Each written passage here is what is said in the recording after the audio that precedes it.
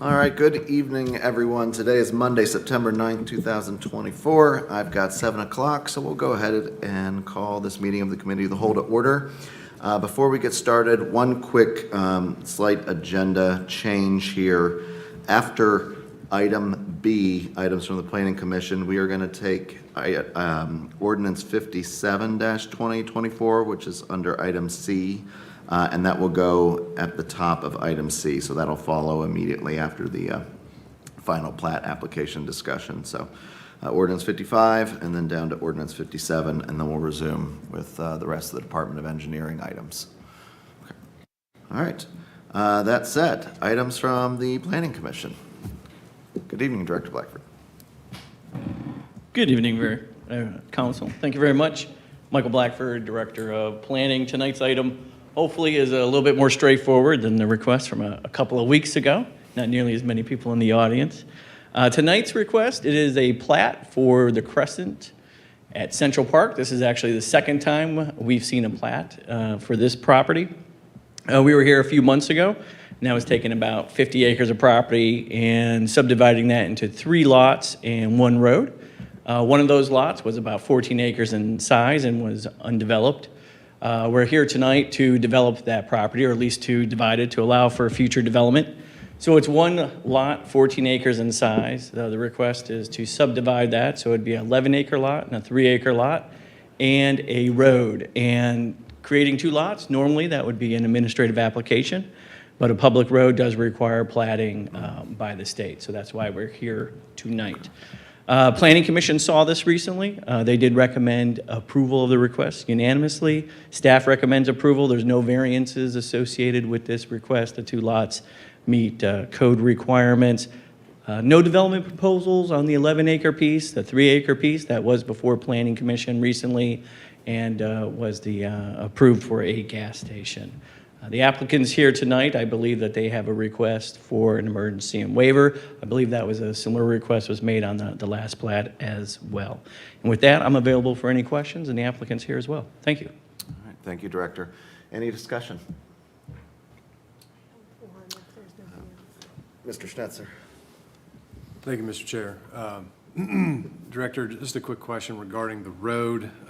If I remember correctly, the existing Stubb Street, I think there's it's a TIF that pays back the cost of that. Is this new road at the developer's expense?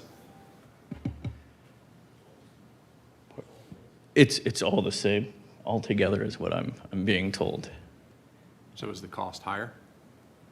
It's all part of the original development agreement that was part of it's part of the original development agreement and the successive amendments of the agreement. The additional road? Correct. So the loop Or road. are we saying there's a new road that falls under the development agreement? No. Okay, thank you. Just for posterity and the record here. Inside of the development agreement by mileage had identified both the existing road that was constructed and the loop road at the time. Yes, thank you. Ultimately, what I'm trying to assess is like we were shown various ROI calculations, and if there are additional expenses, I just want to make sure that those ROI calculations are taking that into consideration. No, sir, all that's already been accounted for in the original development agreement. Thank you so much. Ms. Bowers. Yeah, thank you. And thank you to Mr. Schnetzer for highlighting that question. I don't think this is exactly part of the plat vote for tonight, but I did want to just ask a question because it's in our materials. I was reviewing landscape board minutes from March 20th, and I noted that the street trees that were recommended by the landscape board, they were recommended to not be honey locust, and they were recommended instead to be black gum trees. But what's identified in the materials in front of us are swamp white oak and tulip trees. And so I was just curious if there was any guidance, although I know that that's, I think, outside of the scope of what we're voting on tonight. But since we had Mr. Caldwell here, I wanted to ask that. Yeah, and I'll let the applicant speak to that a little bit, but I would say that the street tree plan that's attached to your application That is reviewed by the Parks and Rec team, the same folks that would have taken the street tree plan to the landscape board. And they did sign off the application and that.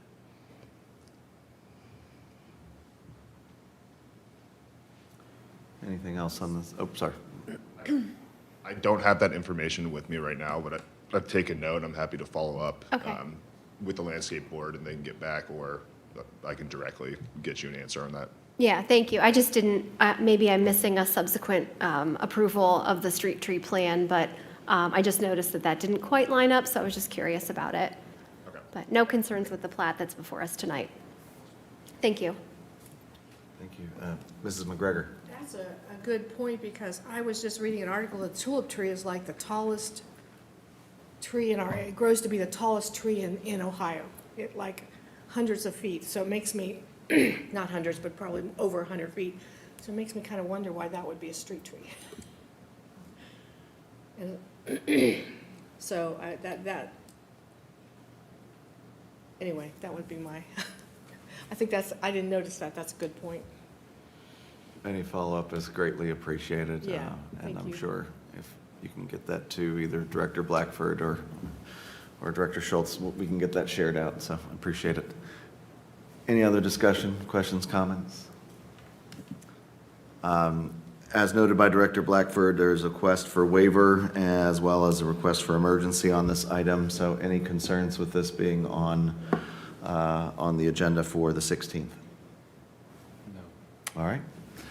Thank you very much. So as noted, we'll move now to items from the Department of Engineering, but we'll go first to Ordinance 57-2024. Good evening, Director. Good evening, Chair Weaver and members of council. It's been a while since I've been in front of council. Hope everyone had a great summer. I realize that we got a couple weeks left before the official end of summer. Coming up here, the first item, and I appreciate the opportunity to make a modification to the schedule. The Crescent Place roadway and supporting infrastructure, domestic water, sanitary sewer, storm sewer, that has recently been completed, has passed the associated inspections. We're recommending acceptance of the public infrastructure associated with the work. We are waiting on street lighting as a final item. The conduit pole boxes and foundations are in, and the street lighting and luminaires are in transit and should only take a day or two to be installed and energized. So given that, we're recommending acceptance of the infrastructure and are here to answer any questions. Any discussion? Wonderful. So we'll have this on for first on the 16th and without objection on the regular agenda on October 8th. Okay, thank you. Next item, please. So we've got an update on the West Side sanitary sewer evaluation and recommendations. And with me this evening is Marcy Bland with EMH&T, who's been assisting the city through. We've had 3 phases of assessment in the sewer shed. We do have a PowerPoint prepared, and we'll run through that here momentarily. And with that, provide some recommendations. So would it be okay if we? Absolutely. Okay.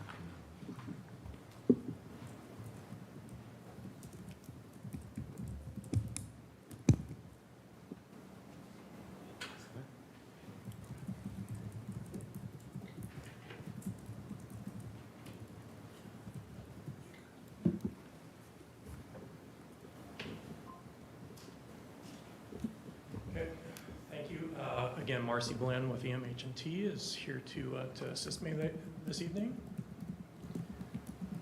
Up on screen is a map illustrating the sanitary sewer service district area. The red lines on the map are indicative of the sanitary wastewater collection system that carries wastewater from washing dishes, doing laundry, any gray, dirty water going down the drain is collected in the sanitary sewer system and ultimately ties into a main City of Columbus trunk line that basically follows the Big Walnut, the bold red line heading north-south, ultimately to a City of Columbus wastewater treatment facility. The area represents, it's kind of the black dotted outline is the service territory. It's about 1,200 acres of land and just under 3,000 parcels. The subdivisions in this area, Royal Manor, Brentwood, College Park, and Heritage, to name a few, were constructed in the early 1960s, with homes being constructed in the 60s to early 70s. With this, over the course of time in the 1990s, there were water-related sewer backups in this area, having mitigation of 200 to 210 properties with foundation drain remediation, as well as depressed driveways were mitigated in the early to mid 1990s. And again, that was related to stormwater ultimately getting into the sanitary sewer system. The sanitary sewer system is intended to carry kind of the wastewater, if you will, and not storm sewer. So those systems are designed and intended to be for those sole purposes. And with that, I will turn things over to Marcy to go into further detail of the detailed findings, and we'll get to recommendations.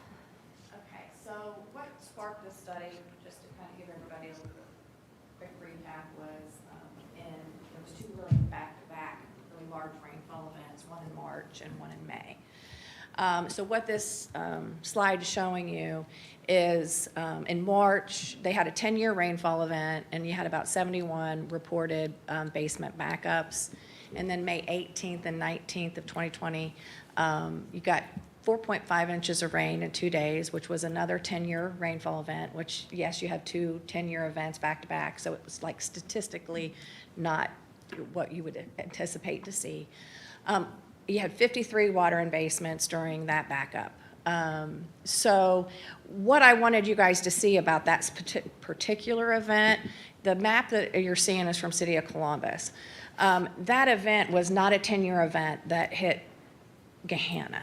That was a 10-year, the storm, what these represent are rain gauges throughout the City of Columbus. The red ones actually recorded a 25-year event, and then the yellow ones are 10-year events.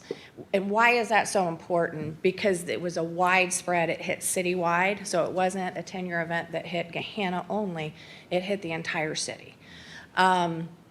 City of Columbus, the City of Columbus, when they were doing their findings and orders with the EPA, basically had a 10-year level of service for water and basement backups and a 25-year for sanitary sewer overflows, which is actually when sanitary sewage spills out through a manhole onto the ground. So the City of Columbus system that you guys are tying into only provides a 10-year level of service for basement backups, 25-year for sanitary sewer overflows. So when this system, or when this storm hit the entire system, it was very impactful. A lot of the system was surcharged because it wasn't an isolated event. So that was why you guys got a very large response with 53 water and basements on that particular event. This event started another round of sanitary sewer evaluation. It was a 3-phase project. We put flow meters in the ground. We developed a sanitary sewer model so we could figure out what was happening when it rained. Then we went out and did some field investigation to see if we could find what was causing it. We could find clean water connections. I'll go into to those in just a second. And then we did some evaluation. So I'll summarize those. So as Tom said, sanitary sewer never designed to handle stormwater flow. And so this tip is a graph of what the flow meters were showing. So basically, the first section of that blue line is just your standard everyday dry weather flow, how your system's operating. Then what happens is you see the rainfall. It starts to rain, and you see the level in the sanitary sewer increase until you see that great big peak, and then it starts to recede after it stops raining. There's two different kinds of I&I, which is inflow and infiltration. Inflow is basically a direct connection. It's a catch basin connected, it's a downspout connected, driveway drains connected. You guys have already, the city already mitigated those issues back in 1990s. Then you have infiltration. 50% of infiltration comes from private properties. It comes from defective laterals, joints in the pipe. So that is where groundwater is actually getting in to the system. What we found during the rainfall is only 8.6% of the rainfall that hit the sanitary or hit the system ended up in the sanitary. This is a relatively low number when you look at the age of the system. However, the system just was not designed to handle that additional flow. But when you look at it in comparison to other communities, that 8.6 is really not a bad number. So what happens when you see this big peak is the system will start to surcharge because it can't get out fast enough. Next slide. So what you see in the profile, so that's basically if we cut a line down the center of the sanitary sewer, the little white up and down, those are manholes. And then the pipe is shown in profile. The little black line that you can see kind of on the bottom of on the sewers, that's your average dry weather flow. So when you're doing average day, that's what your sanitary flow looks like in the sanitary sewer systems. Perfectly sized, fine. The rainfall, when you get a 10-year event, the blue line is where your sanitary sewer goes in the system, so it surcharges quite high. And then the red line is a 25-year event. How much higher does it get during a 25-year event? So we utilize that to come up with solutions on what we can do to solve that problem to reduce that surcharging in the system. The system itself was built, like he said, 1960s. At that time, sewers were constructed using 10-state standards, which is basically 100 gallons per person per day, and that has an I&I factor in it. And then you had a peaking factor that varied with how big the area was. That 10-state standard, if you utilize that to size a sewer versus the current design standards, the sewer would be a lot bigger based on the current design standards. So if you designed that sewer today based on City of Columbus design, the sewer would have been larger. But that was just time when the sewer was constructed. That was general practice. So what the exhibit on the left shows is just where your red and purple is where your pipe is exceeding, your flow that we calculate is exceeding the capacity of the sewer. So basically the sewer is not sized appropriately to handle the storm water that's getting into it. But it does handle your regular everyday sanitary sewer flow just fine.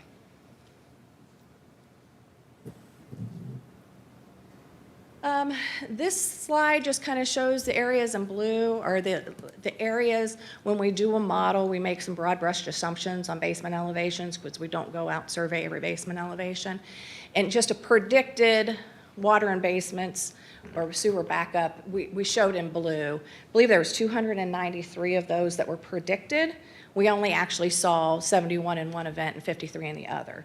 So the model is an estimate of how close do we get, but the reports that we did have did show up in blue in our sanitary, so we knew that the model was following what was happening. There's just not as many, there's more predicted than there was actually happened in the field.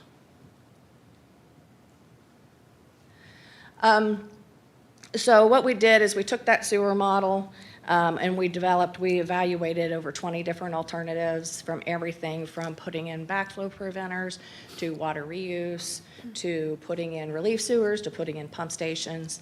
And what we came to recommend was an actual relief sewer that would be constructed parallel to the existing sanitary sewer system. It would pick up flow from Coronation and then down by, Imperial. Goes down regions to Yeah, Imperial. it goes down to, Adler. so it picks up flow at Coronation and Imperial, pulls that flow off of that sewer and puts it into the relief sewer that's running parallel to it, and then eventually goes down and connects to the City of Columbus system. So what you see on, is the new profile for your 10-year event. The blue line is now how we've reduced the surcharging in the system to be within, there's no water, there's no expected predicted basement backups with the relief sewer in, based on the model. With a 25-year event, which is the line shown in red, your sewer system does still surcharge, and there are still some properties that could be impacted by water and basements with a 25-year event. But just setting the level of expectation, Gahanna can't design more than what City of Columbus outfall is allowing you to do. This process also had to go through City of Columbus approval. They have to put it in the model. We don't have an open checkbook to send flow to Columbus, so we had to go in and make some adjustments with the recommendation that were approved by City of Columbus for this improvement. That good? All right, thank you very much, and thank you for being with us this evening. Any discussion? I have some questions. Yes, Mrs. McGregor. Most of the blue dots that predict, like, we're in Brentwood, it seemed like, but I remember the people that complained mostly were in College Park. Will this address, I don't mean that the others didn't complain, but I mean particularly that was kind of what started it, was in College Park. So when we put that relief sewer in, there are no predicted water abasements across the whole area. Okay. Then, I don't know that we have that map on there, but there's another map that when you do a 25-year event, you are going to have some properties impacted, and you just can't bring that hydraulic grade line enough not to impact those, and those would be your lowest lying properties. So the, let me flip on here.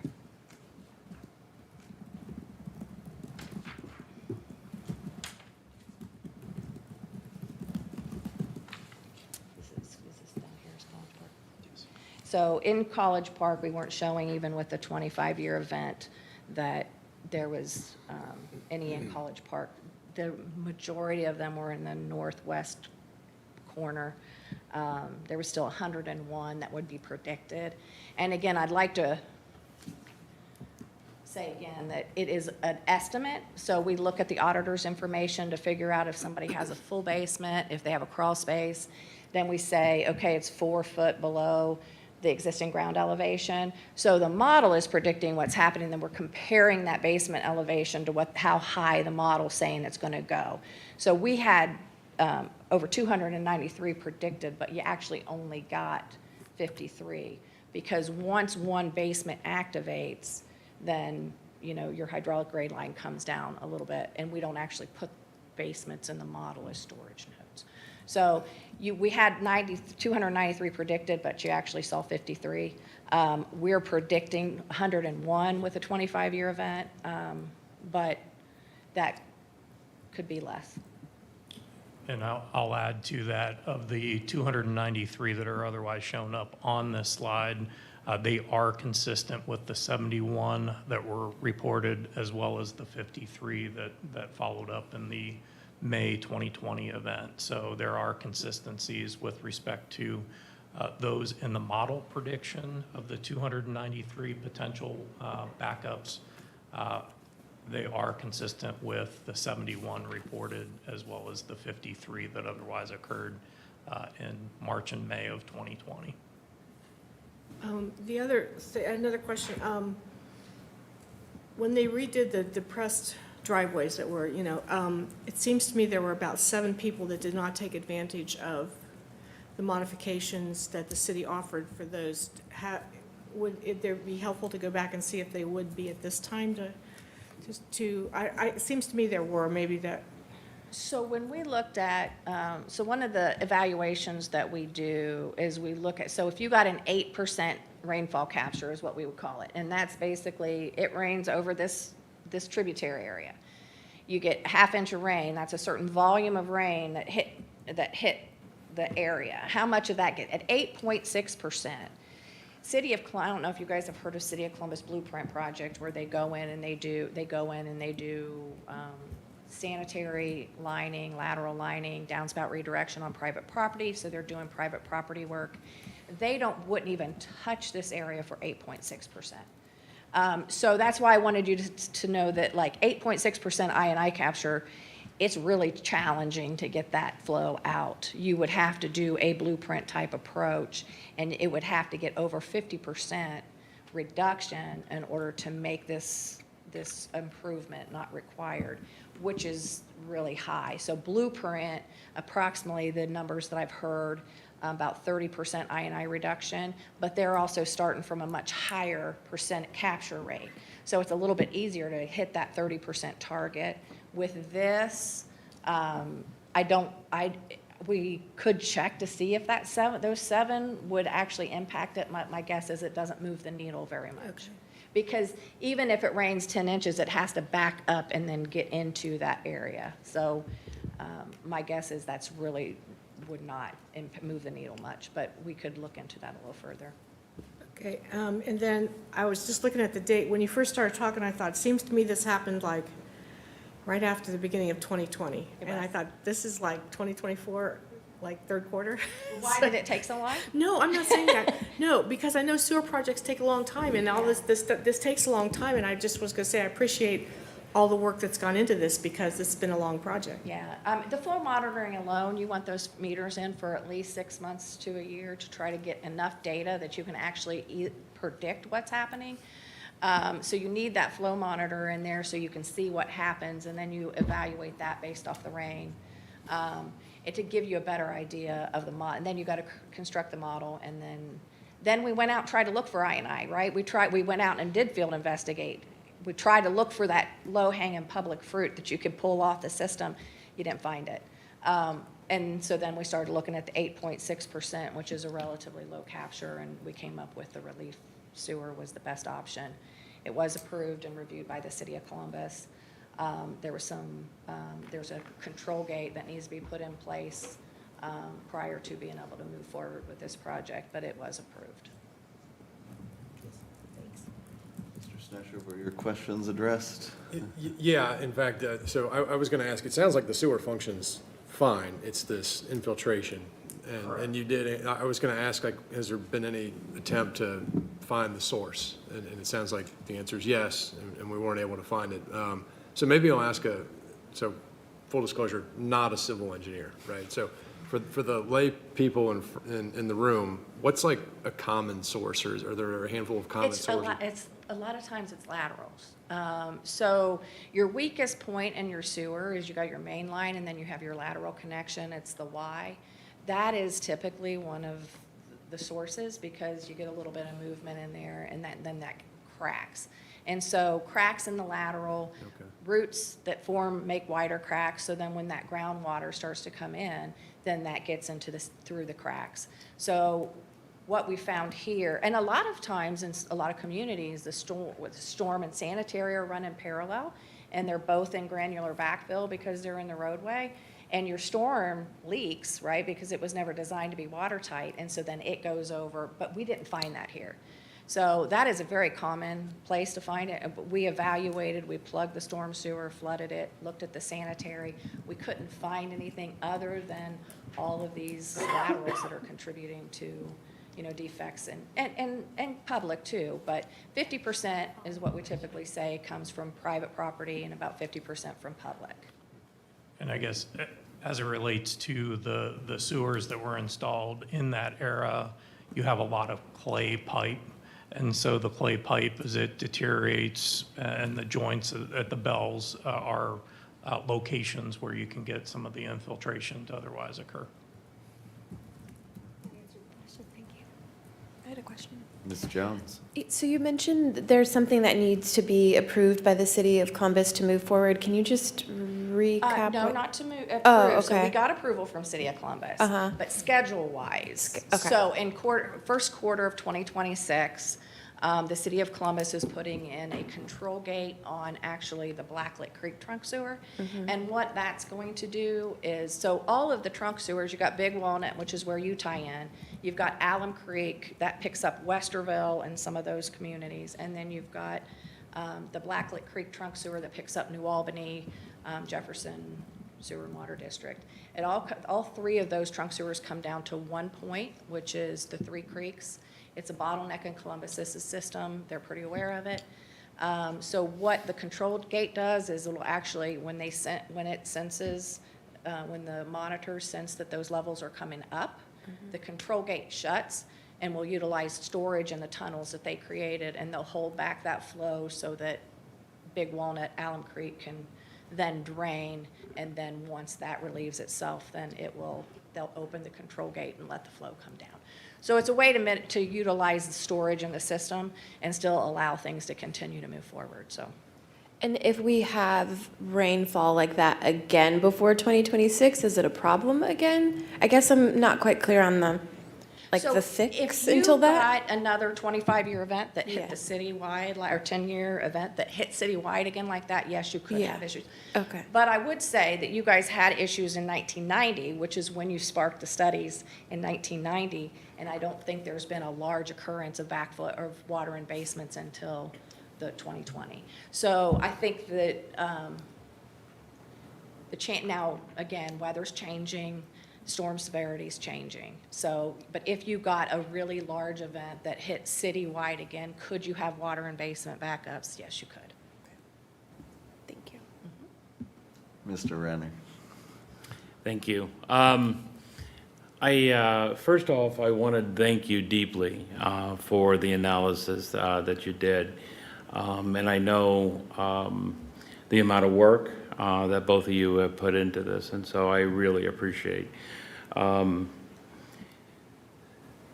of the things that you were talking about predicted, and the model predicted so many events, but we only saw X number. I just want to basically, I wince a little bit only because that number is due to how many people actually reported. Yes. And so it's so severely underreported, as we know, that people really hate, or maybe they hate calling into the city, or they hate, they didn't see as much water into their basement, and they've learned to deal with it over the years and what have you. And those are just a couple examples. The engineering, and you correctly and definitely stated, and I don't think we can actually state this loud enough, that 50% of the leakage into the sewer of rainwater is coming from connections of home connections into the sewers. We see that everywhere. But this study was really about how does the sanitary sewer react to this. This isn't like the end of the story so we can close our books, because we still have a hydraulic study that we need to do of the area in the rain, right? And when do you expect to be doing that study? So we have funds encumbered for hydraulic modeling of the stormwater tributary area. We have yet to issue the RFQ for those services, but that is anticipated that we would be going forward with that. I will state that as we proceed forward with the recommended relief sewer, we would be taking a holistic strategy and looking at the overall improvements within the selected corridor to make adjustments to any roadway improvements that are necessary. Underlying utility infrastructure, water lines, we'll be looking at the age, condition, and break history of water mains for replacement, as well as stormwater. We'll be looking at the hydrology of the tributary area, and where we can take measures into place to correct those issues as well. It was not stated here until now. The cost associated with the recommendation has a project cost of $4.9 million. We anticipate that being phased. It would basically be from the Columbus 84 trunk line, envision West Johnstown extended to the Big Walnut. Have that point of connection heading due west and then up to the Imperial Agler intersection to provide relief at Agler and Imperial. And then phase 2 would be up Imperial to Regents, up to Coronation to pick up additional tributary area on the relief sewer side. May I follow up? Yeah, absolutely. And thank you for that extra detail, Director. There's been a lot of talk about development on Agler Road. And there's been somewhat of a delay of any kind of development because of the sewer handling. Are you saying that by the end of phase 2, that development can actually occur, or? So the way I would look at it is during dry weather issues, there is not an issue with respect to the development. It's truly a rainwater, groundwater infiltrating the system is when we see the challenges on the system. Marcia alluded to on that profile grade what the existing dry weather flows are, and it's within the confines of the pipe. We follow the City of Columbus design guidelines as it relates to evaluating the capacity of the system for each development, and if it falls within the range, within the dry weather side of things, it's able to go forward.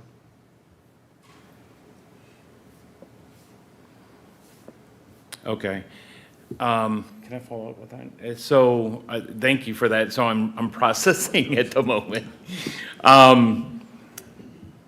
But in order to, I don't feel like maybe my question was answered. And so I'm trying to answer or ask the question about the development, because that was always delayed because of the sewer handling issue. So there is a small section on Stigler Road that is at that 75 or slightly above the 75% full that otherwise would be mitigated as a part of the overall improvements. And is that phase 2 then under No, your that would scenario? be within phase 1. Phase 1.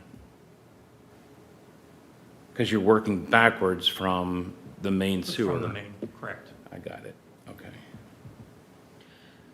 So I can add that often what we find when we evaluate proposed developments so when you have a system that's surcharged, because the dry weather flow it's a wet weather flow problem, right? So this is age system. Typically, when you're redeveloping, you're putting in new sewers, so you're not adding additional rainflow or rainfall. So when you add, and we did evaluate all those improvements with the model to see how much does it move the hydraulic grade line, and if we caused or increased any water in basements because of that extra dry weather flow being added to the system. So that is in a memo result that can be evaluated to see how much, and that's the same way Columbus would evaluate a system. So Columbus gets a new system, a new development or an improvement like this one. They take it, they insert it into their model, and then they look to see if they got any additional water and basement flags or if they got any additional volume of a sanitary sewer overflow. So that's how Columbus would evaluate new development. So we did that evaluation with those developments also. And so, can you repeat again, the actual connection to the main trunk can't happen until after first quarter of '26, is that right? Correct. Okay. I have a similar issue that I'm dealing with Columbus right now. Okay, no further questions. Okay. Thank you. Thank you, Mr. Renner. Thank you. Anything further on this item?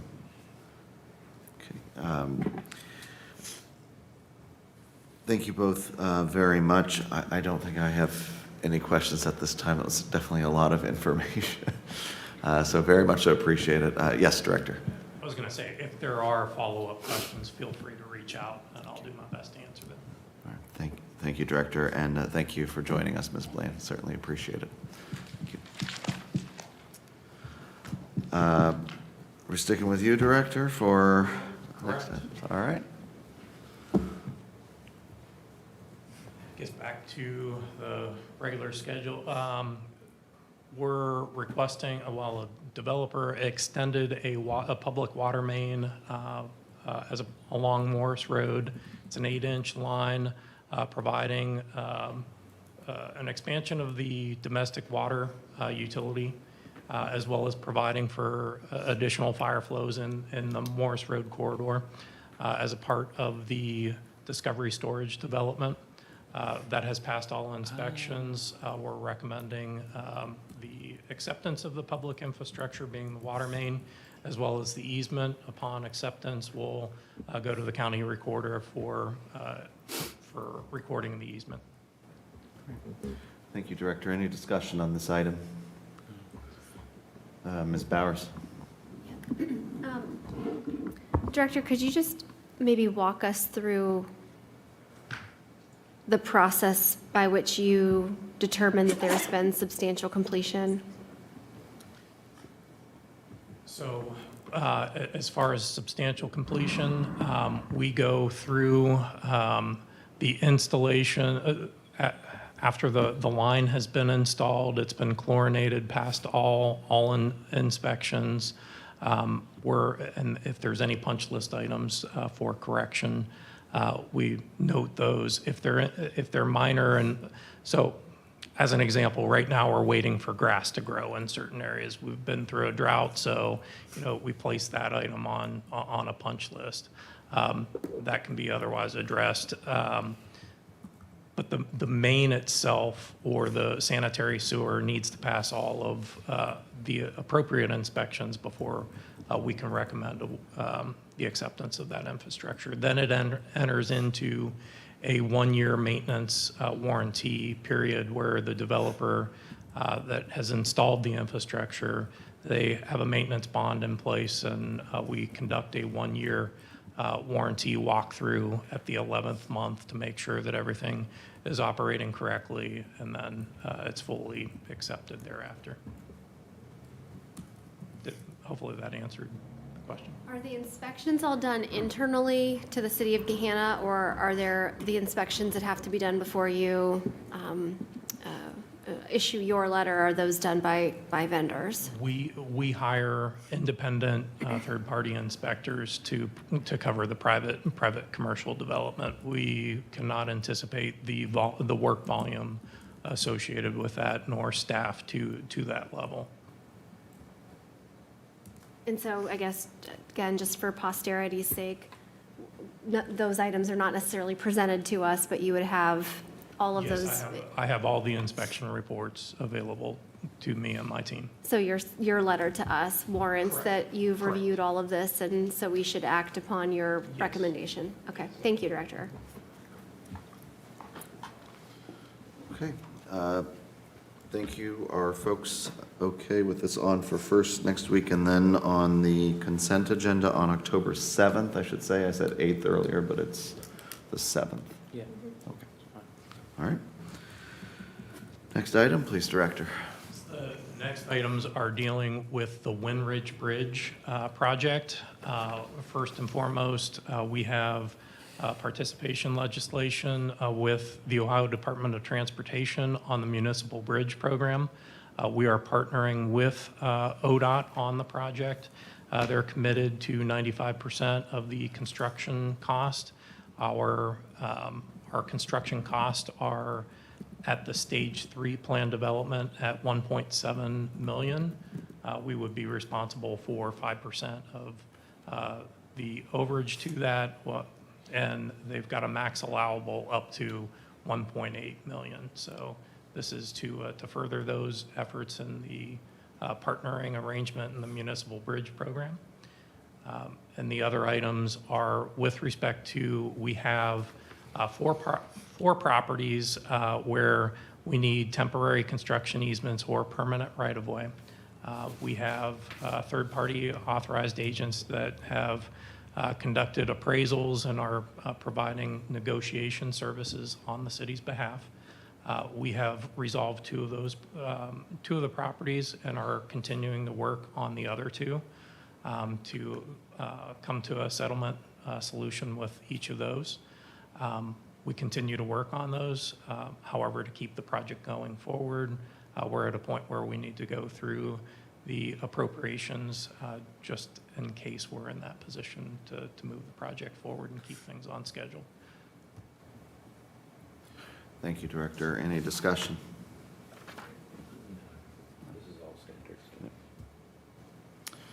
All right, so just a note, the resolution, 34-2024, that's the resolution to declare necessity. We'll have that on next week on the regular agenda.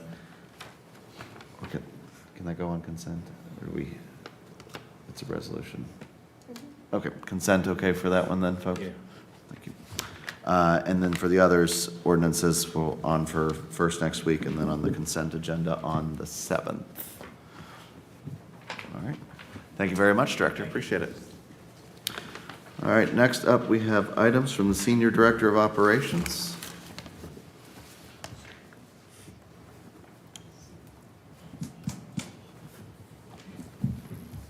Good evening, Director. Good evening, folks. Give me 1 second here. My first update here is a construction update on 825 Tech Center Drive. I think I was here, I want to say, middle of July last with a construction update. Obviously, we did, by way of update, we did sign, based on your guys' passing of legislation last week, we did sign the purchase agreement with Value Recovery Group for the 2 acres. We just finalized that today, so hopefully we'll be closing on that in the next 45 days. But as you guys know, and as anybody is driven by 825 Tech Center Drive, you've seen the progress that's being made on the site and in and around the site and even inside of the building. With the amount of construction that's taken place, you know, the large part since we began in late April, early May, has been demolition. The construction team, MSA, Alfred, the design team here with the city. We get to have an owners meeting every other Tuesday, and we get to visit the site and walk around inside of the building. And the tremendous changes that have been taking place over the last few weeks, we really begin to see the escalation of construction activity, not just on the site but internal to the building. Some of the things that we've seen most recently. Obviously, the demolition work is largely completed. There's still some lower hanging fruit, if you would, like the roof as an example, right? The roof just began demolition last week or the week before, and some of that work will continue. But interior to the building, the entire building has been brought down to its studs, if you would, in order to be rebuilt. Into the design in which we've seen. So we've started to see interior walls be constructed. We've began to see the reinforcing of the structure itself take place interior to the building. All foundation footers and foundation elements are largely complete. So anybody that's been out at the site, you can really see the future footprint of the building. And really see where the building is taking shape. Obviously, what you guys see on the screen here, beginning in this particular slide right here, is late July. And what I've actually asked our drone operator, our GIS administrator, Joe, to do is actually to get a little bit closer to the building so we can see some better pictures, if you would, in these types of updates. But you can really see in the pictures as they are coming up on the screen now, you can really see the multipurpose room on the left-hand side of the screen. You can really see that front lobby area in this general vicinity here taking shape where city council chambers would be. And then you can really see the basement structure, which is serving as a storm shelter, and the firing range really takes shape. You can also notice if you look in, I'm going to go back one picture real quick. If you look up in this area here, you actually begin to see the actual construction of walls and such internal to the building, which really begin to outline, it really takes the paper that we've all been looking at now for so long and really brings it, and really ends up bringing it to life here. Just flipping through some old slides that we showed the last time in July when we did an update similar. And they'll start slowing down here in a minute as we get a little bit later in the months and not so much repetitive. This would be the last slide you guys saw at my last update. But really what you can see now is the amount of work that's really taken place on the site. You'll see a little box in the lower right-hand corner that just describes the macro level events that are taking place on the site, and that'll continue to take place on the site as construction takes place. Every time we go there, there's different things going on. It is very exciting to go there on the Tuesday. It breaks the monotony of the week up.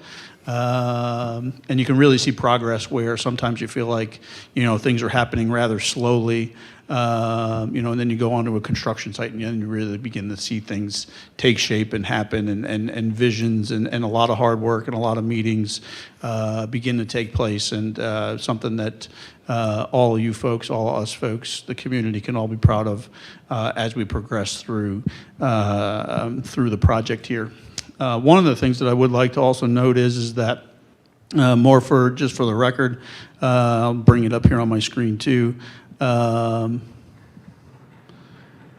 I do want to point you folks in the community to where these resources can be found online, because I know that there have been a couple of questions. Under Our Government and under Initiatives, there's a section called Facilities for the Future.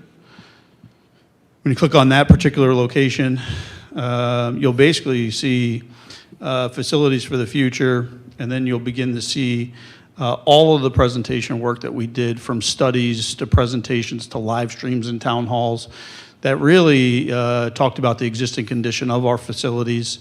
All of that information is memorialized here, so it talks about the need for not just the police department, but City Hall and the Senior Center, again, is all memorialized here, and then the reasons and the justifications that we took the approach that we did. And then under 825 Tech Center Drive, you can also click that link, and you can see our project page. I'll let it load fully here. You can see our project page here, which does change fairly regularly. You will notice that all of the materials, presentations, live streams are all linked here, and you can see the extensive list, if I just continue to scroll, of times that you guys have had to listen to me drone on, if you would, before you folks in these meetings.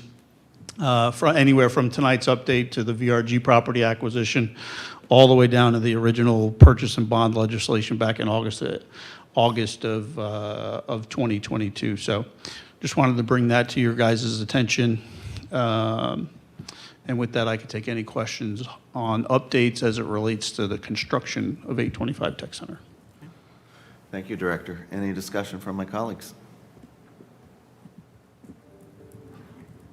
If anybody's interested in, I should note, if anybody's interested in joining us at Tech Center on a Tuesday afternoon around 3:30, just let me know and we can make arrangements for you guys to pop over and tour the building with us.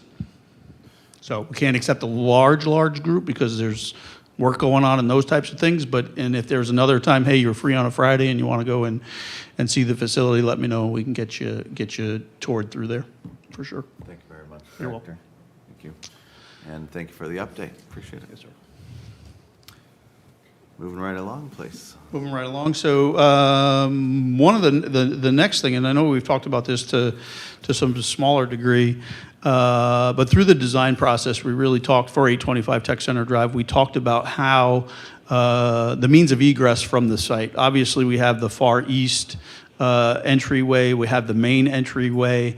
And when we did the original design, we actually were shifting things around, and we were going to create underneath these pine trees, basically a third point of egress off of the site onto Tech Center Drive. As we've gone through the process here, we realized that there may be a slightly better way in order to do that. Obviously, we know that AEP owns this particular property here, and we had approached AEP throughout the design process here as to whether or not our secured PD parking, which is in this particular portion of the property, or will be in this particular portion of the property, whether or not there was any way for us to egress out through the AEP property and use this existing curb cut for only public safety vehicles. So basically, lights and sirens only would have the ability to egress out through basically this blue strip here. So it's been a little while now since we actually approached AEP for this particular easement, but a public utility works about as fast as public government works. So here we are in September, basically presenting to you folks a draft easement at this particular moment to purchase an easement to egress public safety vehicles out through the blue line that we see on the map now. A little bit of a zoomed in shot here. The hatched area is that easement. This is the exit driveway from our property, the red line being the property line, and the blue line here being the secured property fence that would be around the this particular property. This saves an egress point out on Tech Center Drive, which we did think that our engineering folks and Mr. Comlink was going to have some challenges with. And we do feel that this is a great solution to a problem that we didn't want to end up creating on Tech Center Drive there. The draft that you have in front of you guys, or the draft easement that is attached to this agenda, has gone through City Attorney Tamil Harrison's desk. It is approved in draft form. There is one change for an indemnity clause that we have asked AEP to remove because we are a public body and we cannot be indemnified. I'll look over at her, and if you guys have questions, I'll point you in that direction. So that is the only change right now that is proposed, that is technically on AEP's desk right now for approval. So we're not anticipating an issue or a challenge with that, hopefully. So we are requesting that this item come back to committee in 2 weeks, but that we do hear that we do have first reading so that we can continue, so that we can maintain the construction schedule, and then ultimately request emergency after second reading. So the administration is respectfully requesting an ordinance accepting the easement to the Columbus Southern Power property. Upon acceptance, the easement will be recorded with the Franklin County Recorder, and in order to align with construction schedules, an emergency is being requested. And with that, I can take any questions. Any discussion on this item? Ms. Bowers? Thank you. I have a couple of questions. I guess preliminarily, and this could have just been in my own head, but I had thought that perhaps we were going to go directly west and perhaps be able to have an access road directly west down to Morrison instead of a feeder out to Tech Center. Is that not feasible, and was it explored? So no, we actually own I refer to it as the foot. I don't know that I can show it to you guys on my map here. I don't know I go down that far. I go down a little bit. So this exit drive here is ours. There is no improvements taking place on this particular property. There's actually curb at the backside of this particular property where it egresses out towards Ohio Aggregates, and we currently do not have an easement there. We would probably seek to do something with Ohio Aggregates in the future. However, the constraints that are on that parking lot really do not make it appropriate for the primary egress point for the police department.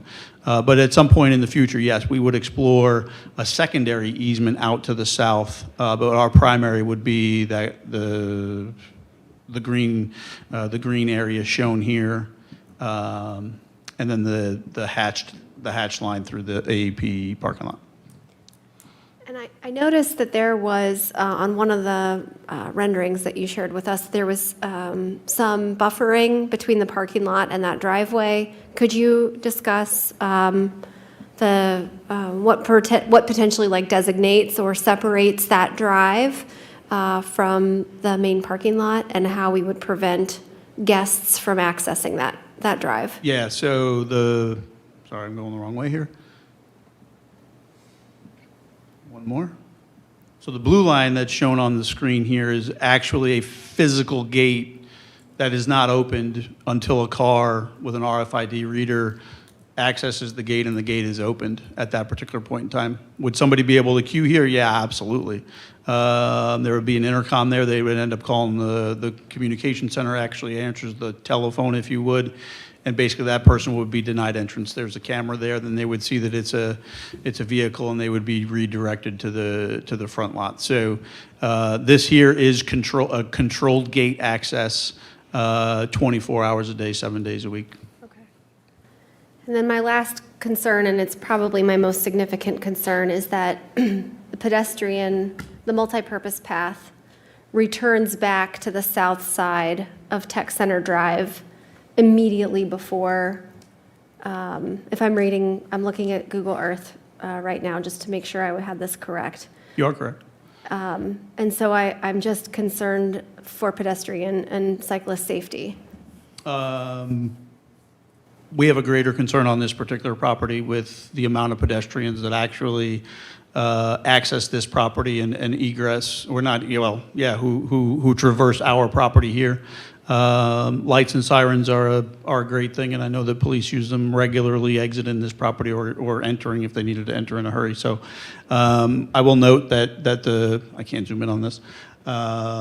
The multi-use path also is on our side of the street as well. It's being constructed on the 825 Tech Center Drive side of the street.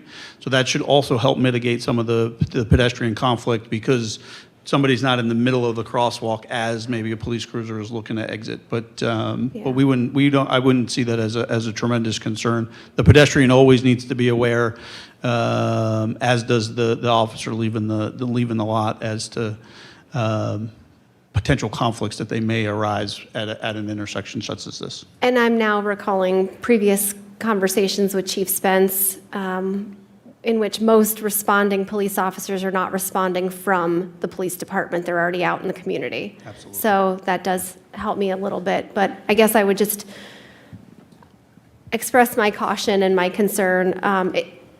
I hear you that there's still a lot of pedestrian traffic around here. I wonder if multi-purpose trails, though, there's more cyclists out there, so just a higher rate of speed than perhaps in town. Just express my concern. Sure. With that multi-purpose, this driveway crossing that multi-purpose path. Correct. Yeah. And that the other note that I would make too is that we're actually eliminating, once we actually we are actually making one less pedestrian conflict by egressing out of an existing driveway as opposed to creating our own. And increasing the confusion at that particular corner, like right directly underneath these pine trees, basically, where my cursor is currently. Those pine trees are no longer there. What are the challenges with the egress out through the parking lot? You said that there were challenges or concerns about that parking lot. Could you share more about that with us? The southern parking lot, where that foot, you called it the foot. Yeah, so the way in which folks park at Ohio Aggregates, they basically park directly up against the lane in which you're traversing in order to leave the parking lot, and it just creates additional conflicts. Okay, thank you. Yep.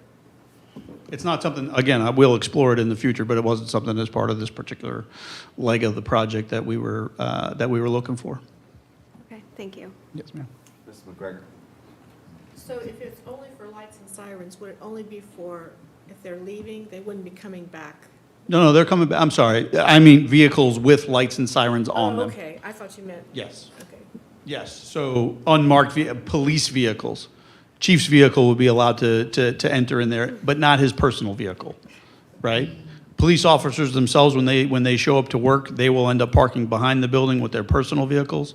They'll enter the building, they'll change their uniform, they will go out the side door here into the parking lot and get in their police cruiser.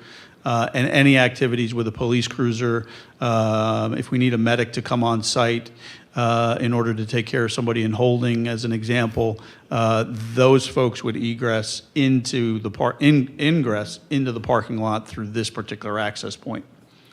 Yeah. Ms. Padova? Thank you.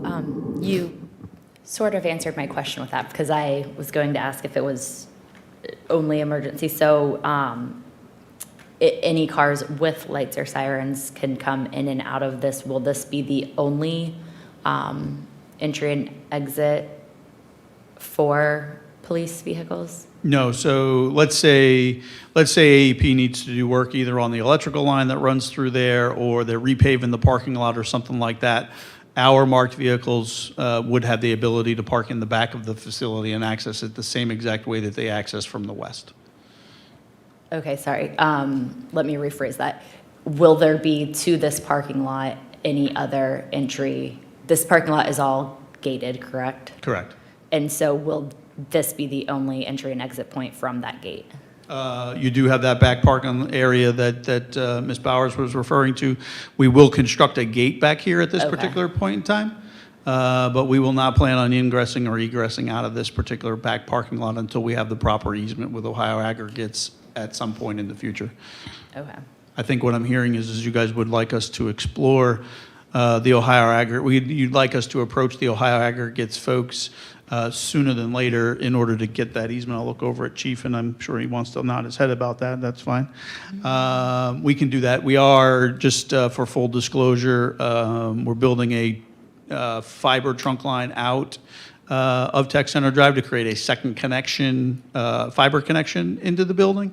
We are going to plan on that easement with Ohio Aggregates, and we can ask them at the same time about also having some egress. There will be the need for some improvements to this parking lot here, because again, this parking lot there's a full 6-inch curb around the entire parking lot, so there'll need to be some construction if we were able to reach an agreement with Ohio Aggregates for folks to egress out of there. But that's something that we can look into and create a second point there sooner than anticipated. Okay, one other question. If I remember correctly, that AEP parking lot that you'll be going right next to, that is fenced in as well, isn't it? It's probably better Or maybe if it's one down the let me street. see. No, they're both fenced to a degree. I don't know if I still have up my map. Yeah. So the fenced area, so our easement but it ends at this particular tree island. Mm-hmm. And their fence, I believe, it starts south of that particular tree island. Okay. So this is the fenced area here, Okay. and that's for their fleet vehicles. I think that's all. It says in here that there'd be and grants future considerations for the maintenance of the easement area. Does that mean we're responsible for it, or they would maybe charge us if they were maintaining it, or? Correct. Okay. Correct. And I believe that would just be what has been discussed. I don't know exactly how it's written in the easement, but it would be a proportional share of a quarter acre of what it was that they were paving. Anything else on this item?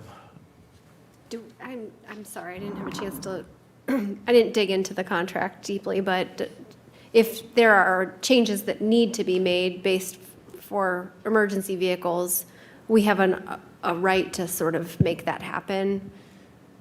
Is that? You'll have to be more specific as to. So,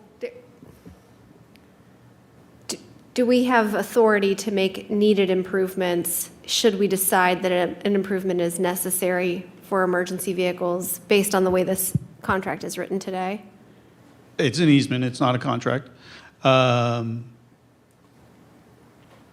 think we would have to approach them to agree upon a modification similar to the way in which we're doing now. The example that I'll give you is that the utility line, the electrical line that runs through that particular berm there, their minimum clearance is 36 inches from the top of pavement to the top of the electrical line, and we had to make sure that we were clearing that facility in order for them to agree to the easement. That drawing is in the easement itself. And they've agreed in that particular regard. I think that if there's a future improvement that we would be requesting, if we wanted to shift the driveway open or anything like that, we would have to approach them and work with them as a partner to shift an entrance or do something like that.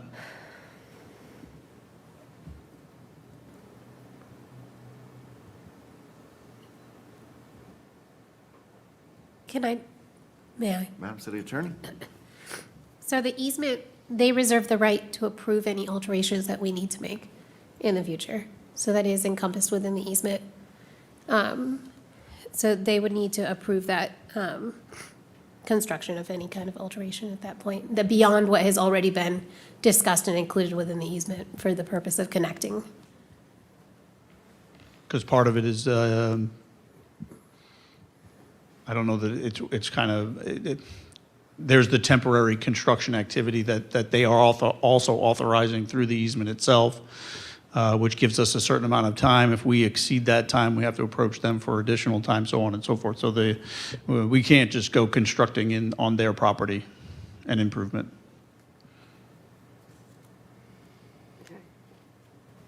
This is also coming back to committee in 2 weeks. Oh, it is going to come back? It needs, so I have, it's, right now what you guys have in front of you is how City Attorney Tamala Harrison has proposed it go over to AEP. They have it on their desk. And basically the only thing was an indemnification clause had come out of it, and it needed to come out in total because we are not able to indemnify us as a public body.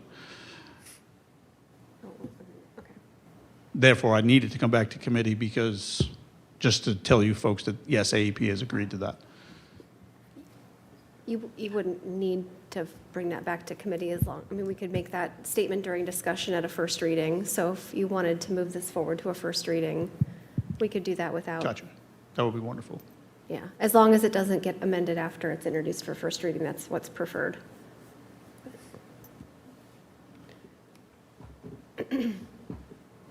Okay. Will that I work can't, for well, you? I'm dealing with a third party, and I can't make a guarantee that they're not, Yeah. after first reading, that If- they don't amend it. If it, You can always amend it after it's been introduced if need be. but Yeah. I think the general preference is that we're there, ready, but if we're not, we can't. yeah, and if it doesn't change substantively from what you've presented to us tonight, you don't need to hold it back to committee, I guess is what I'm saying. I got you. If, So if there's a substantive change, you want it to come back to committee, but if it's just the change that we've discussed, the indemnification language. I'm comfortable with that if everyone else is. I think that it can be presented to first reading if it's accepted, substantially as you've presented it tonight, and we would not, there's no waiver, right? There's no waiver? No, we're not asking for a waiver, just emergency. Emergency. Okay. So yeah, with no waiver, then we can certainly put it on for first reading. If you want to make a note during that presentation, we can do that, and then Sure, have it on for second with emergency.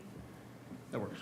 And again, if there's, we can keep it off of consent so that if there is any statement that the administration wants to, off of consent, so if there's any statement that the administration wishes to make, we can do that during discussion before we vote on the item, instead of putting it back on the committee of the whole agenda. Yeah, that's fine with me. Okay. Okay, good. We don't, not duplicate, yeah, we don't need to duplicate things, though, again, back in committee if we don't have to. So we will put this on for first next week. Wait, well, let's wait until it gets approved. Once you come back to us once you have approval, let council staff know, and we can put it on for first. Or bring it back to committee, depending on how much has changed.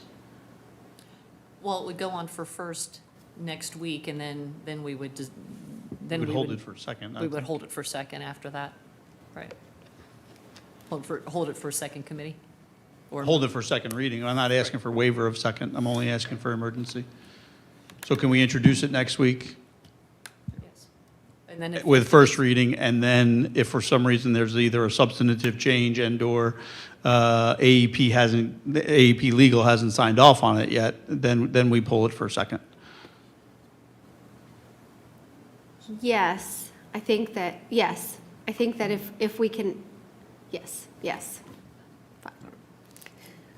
Do you want to have it brought back to committee and just agree now it would be brought back to committee in the event that there are any changes? If there's nothing to be discussed, we just don't discuss it.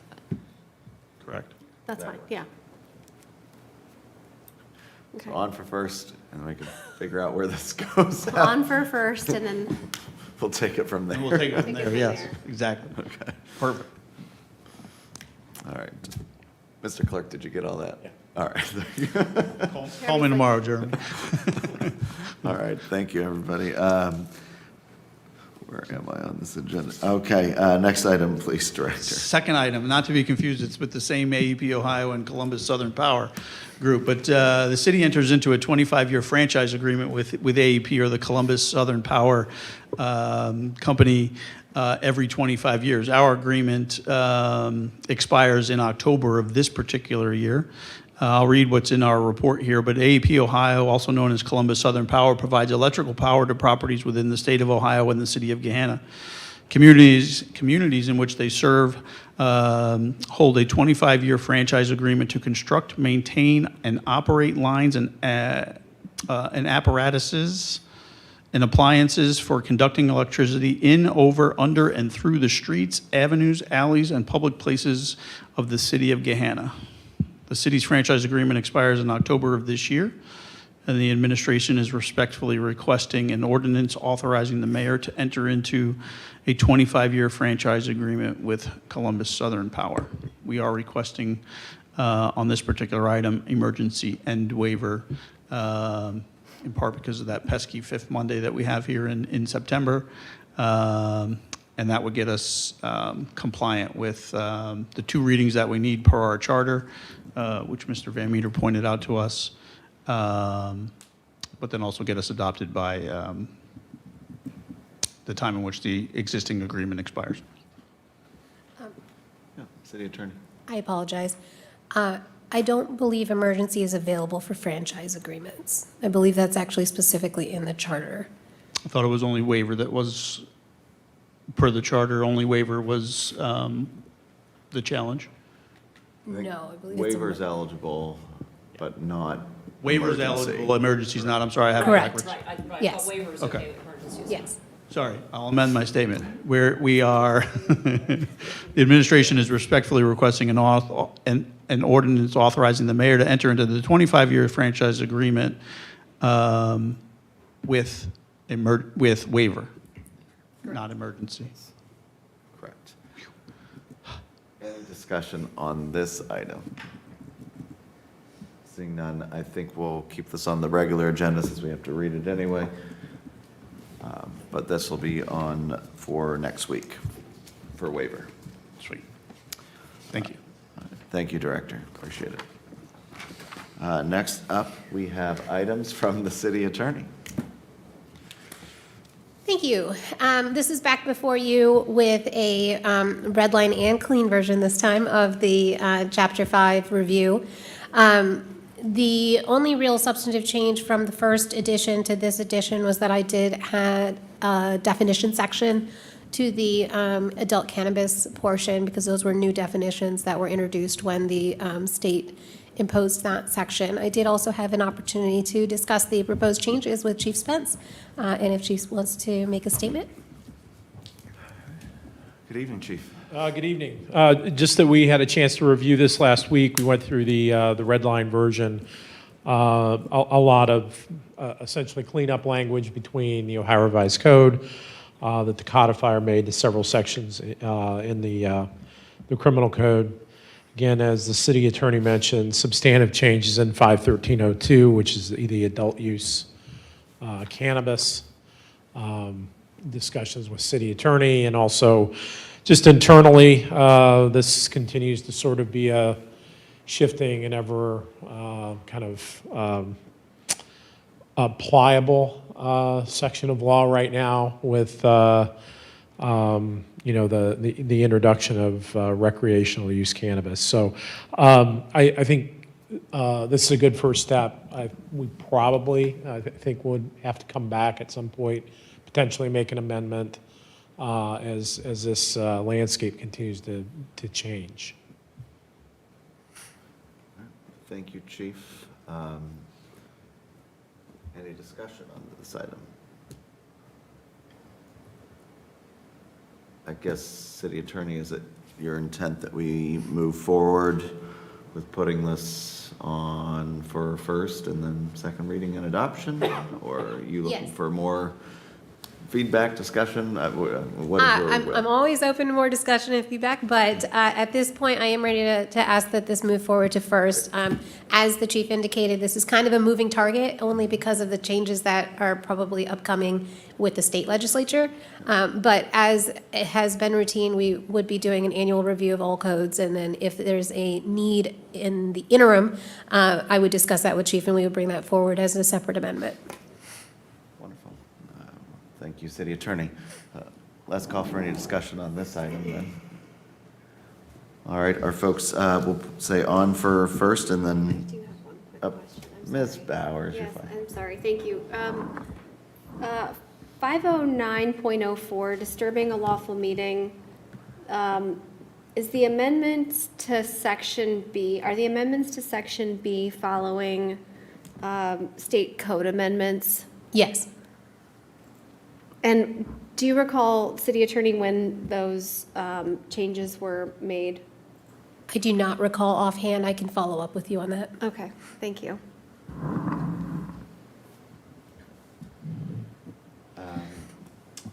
Then I guess we'll on for first next week, and then we'll consent, okay, for the 7th? Put it on regular. All right, regular agenda on the 7th then. No need to come back to committee? All right, thank you, Chief. Thank you, City Attorney. All right, last up this evening, we have items from the council office. We have a resolution celebrating Hispanic Heritage Month in the city, and for this, I'll turn to Ms. Jones. Thank you. So September 15th starts the Hispanic Heritage Month. It goes through October 15th. So we have drafted a resolution to recognize the Heritage Month at our next meeting. We have also invited a small group, a few Gahanna residents who are from the Hispanic or Latin community who are also business owners to come and be our special guest for the presentation next week. So a draft is available, open to feedback, but also recognizing that the theme for Hispanic Heritage Month this year is shaping the future together. So kind of aligned with Gahanna 175 and how we're moving forward towards the future as well. So we've included a nod to that in the text as well. Thank you, Ms. Jones, and I'll just say thank you for your efforts on this. Appreciate it. Absolutely. Any discussion on this item? How am I on length? Yes. All right. Folks okay with consent then next week? I want to say one thing I noticed. I was looking through reports on the high school, and I think the highest graduation rate of students is the Latin population, Hispanic population. They have the highest success rate of graduation for students. Cool, thank you. Which I thought was interesting. I didn't know we had that. I don't know how many students we have. But Thank you, they Ms. were the most successful. Consent okay with this one then? All right. Anything else for the committee this evening? Seeing nothing further, we'll adjourn. Have a good evening. Thank you, everyone.